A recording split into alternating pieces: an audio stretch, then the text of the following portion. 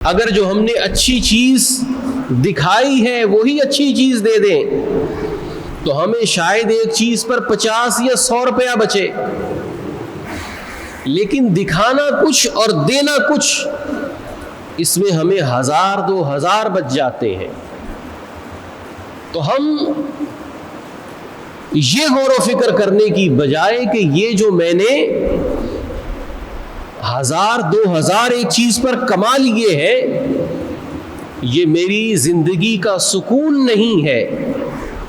یہ میری قبر کی روشنی نہیں ہے، یہ جو اللہ تبارک و تعالی نے ایکم احسن عملا کا امتحان ہم پر ڈالا ہے کہ اللہ تبارک و تعالی ہماری جانچ کرے کہ ہم میں سے اچھے اعمال کون کرتا ہے، تو یہ جو کثرت طلبی کی وجہ سے میں نے بے ایمانی کی ہے، یہ جو میں نے 2 نمبری کی ہے، یہ مجھے اس امتحان میں فیل کر دے گی۔ ہم نے اللہ کی طرف سے جو آیا ہوا امتحان ہے اسے پسے پشت ڈال دیا، اور ہم نے اپنے سامنے جو امتحان رکھا ہوا ہے وہ ہمارا اپنا معاشی امتحان ہے، خود ساختہ مضبوط معیشت افرادی طور پر ہم اس کے پیچھے لگے ہوئے ہیں، اور ہم نے یہ سمجھ لیا کہ شاید زیادہ میرے پاس پیسے آ جائیں گے تو میں خوشحال ہو جاؤں گا۔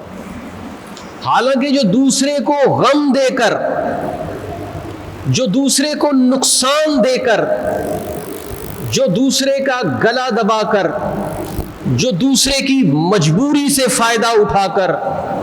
جو دوسرے کا کام پھنسا کر جو مال کمایا ہے، یہ دنیا میں کبھی بھی بندے کو سکون نہیں دے سکتا۔ وہ شخص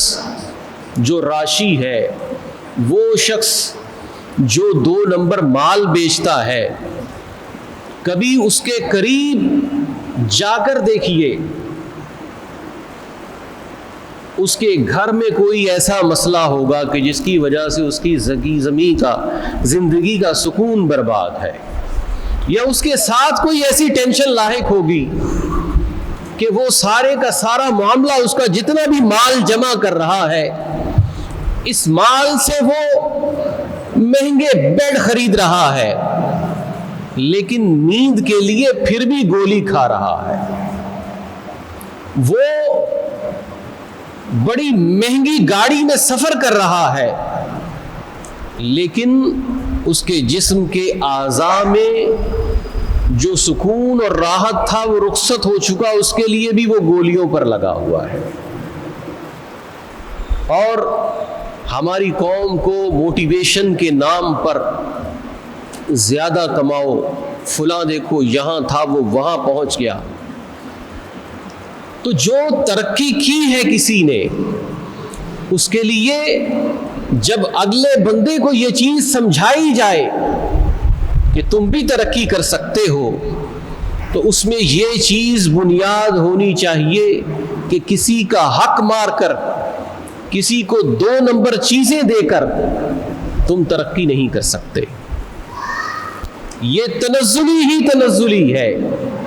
نبی کریم رؤوف الرحیم صلی اللہ علیہ وسلم نے ارشاد فرمایا کہ لالچ اور ایمان، اب یہ دیکھیے کہ یہ کتنی چونکا دینے والی بات ہے۔ اللہ کے حبیب صلی اللہ علیہ وسلم نے فرمایا کہ لالچ اور ایمان یہ ایک سینے میں جمع نہیں ہو سکتے۔ یہ کتنی لمبی حدیث ہے، یہ چھوٹی سی حدیث ہے، اس کو یاد کرنا کتنا مشکل ہے؟ بالکل بھی مشکل نہیں ہے